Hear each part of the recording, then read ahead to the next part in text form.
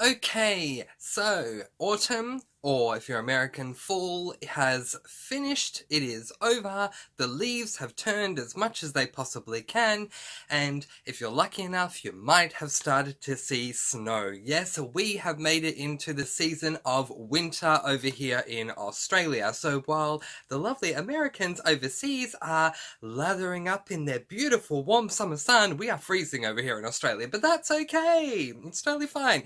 Just put in an extra jacket or two and hopefully make it through the season. But we are here to talk about my seasonal DNFs. So if you have not seen any of my seasonal DNF videos before, basically what I do here is I talk with you guys about any and all of the books that I picked up during that season, but that I did not finish. I put it back down and never intended to pick it back up again. I talked to you about what the book was and why I decided to DNF it. Now, the interesting thing for the season of autumn/fall was that I only DNF'd 3 books. Yeah, I think in summer I DNF'd quite a few, but in autumn/fall, I feel like I should just call it fall, even though I'm Australian, but anyway, in fall, I only DNF'd 3 books, which is so awesome. In fact, in the month of May, I did not DNF any books, so let's work all the way back to March, because that's when fall began, and discuss in chronological order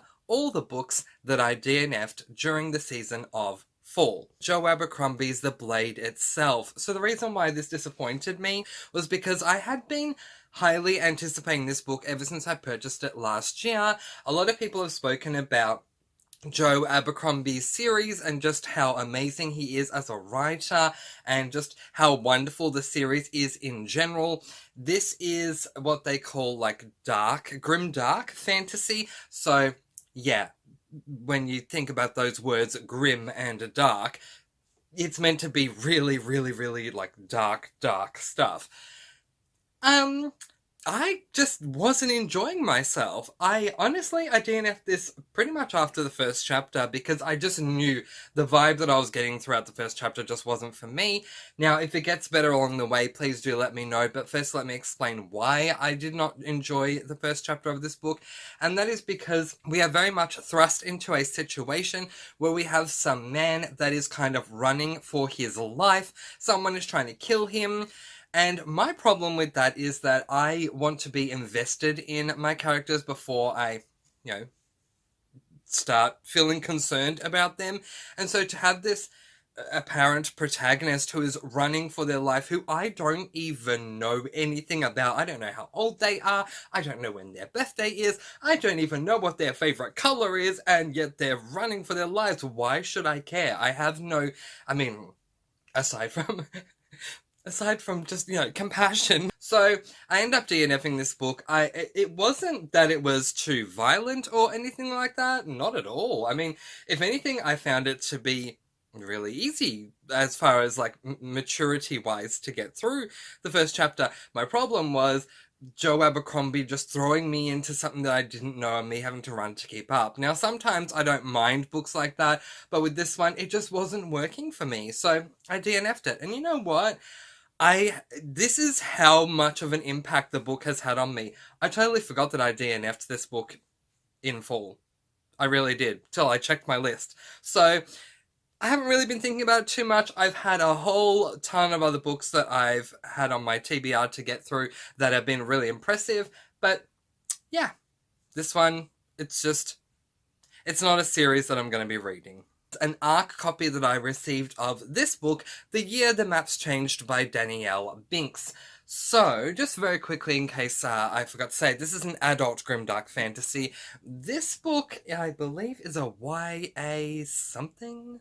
I'm going to say it's a YA contemporary because from where I got up to, it seemed like everyday people doing everyday things and an everyday people doing everyday type things type book is known as a contemporary. So I'm going to just call this YA or middle grade, maybe even middle grade contemporary, I don't know. But anyway, I had so many issues with this, but the biggest one that I had, and I'm so sorry Danielle Binks, please just close your ears for a moment while I say this because it's going to be offensive. I was just really bored. with this book. Honestly, I got through a couple of chapters and nothing was happening. Every time I got to a new chapter, I was thinking, why is nothing happening? It was not working for me at all.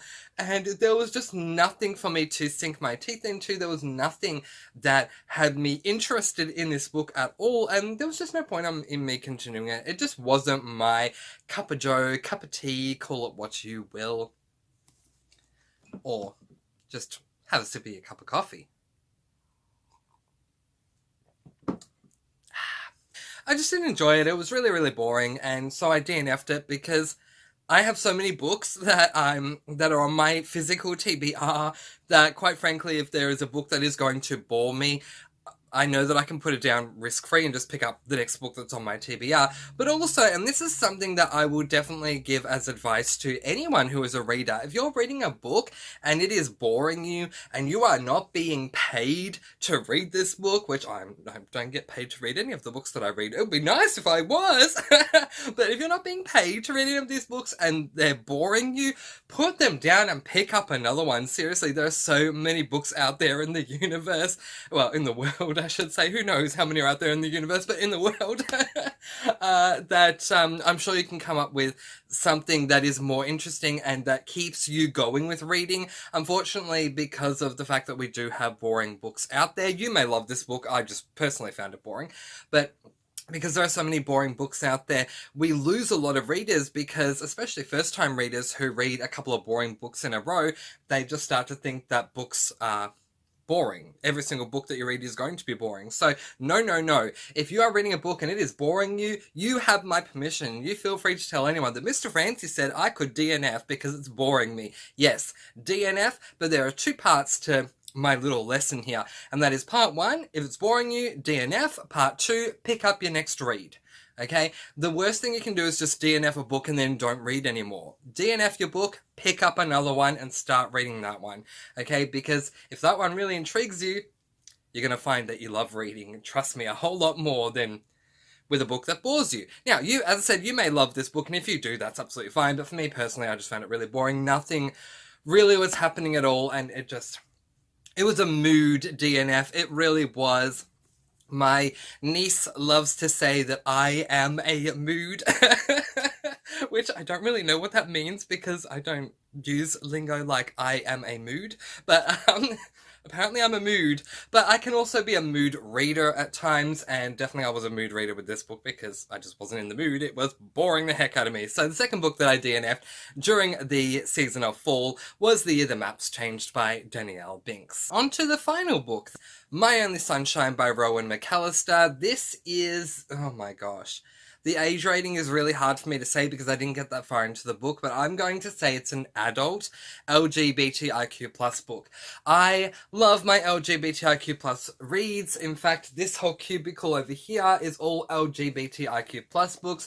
I even have a goal to read 12 LGBTIQ+ books in the year of 2021, but this one just wasn't doing it for me. So I actually ended up giving this book 2 chances, and the reason why was because my sister purchased this book for me for Christmas in order to support my LGBTIQ+ reads specifically, and I felt extremely horrible that I was DNFing it. So I started off by listening to the audio version because I was doing other things and I still wanted to listen to the book, so I was listening to the book while doing other things, and I found the audiobook to be completely dry. I really don't want to call out audiobook narrators because they do such a good thing for this world, especially for people who can't physically read a book, to have the opportunity to listen to an audiobook and still experience the book. I really appreciate what they do.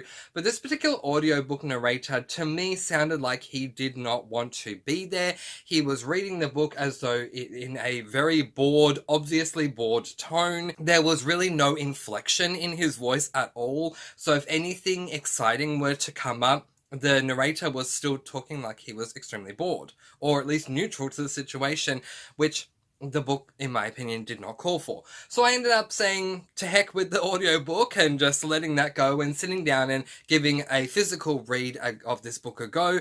And then I came to find out I kind of got upset with the audiobook narrator for no reason, because the book itself, the book is incredibly dry. I couldn't get through this one. And it's just really sad because I really want to read a lot of LGBTIQ plus books and support not only LGBTIQ plus books, but also LGBTIQ plus authors. I don't know if Rowan McAllister is one, but for example, I have Phil Stamper behind me. I also have an assortment. I don't know if you can see them. I'll just move slightly. Over here, an assortment of Adam Silvera books, and both Phil Stamper and Adam Silvera are LGBTIQ plus authors. So I want to support those types of books and authors as well, especially being a gay man myself on this channel. But I just couldn't get through this book, and I'm not going to force myself to get through an extremely dry book for the sake of the fact that it's an LGBTIQ+. It's just not going to happen to me. I was really intrigued by it. I mean, it seems like a cowboy romance, and I was really excited. But no, it just was not worth my time at all. So I end up DNFing it. These are the books, the only books, really, funny enough, that I DNF'd in the season of Fall. Did you DNF any books in the season of Fall? If you did, let me know what they were in the comments below. Also, have you attempted to read or read any of these books? Do they get any better if you have read them? Or if you DNF'd them, why did you DNF them? Let me know that as well. But that is where I am going to leave it for my second seasonal DNF video of the year. I look forward to seeing you guys in winter and seeing how many books I DNF then. Time will tell. But in the meantime, letting you guys go with peace, blessings, and so much love. I post videos every Monday, Wednesday, and Friday, and I'll see you again soon. Mwah. Thank you so much for watching, and happy reading!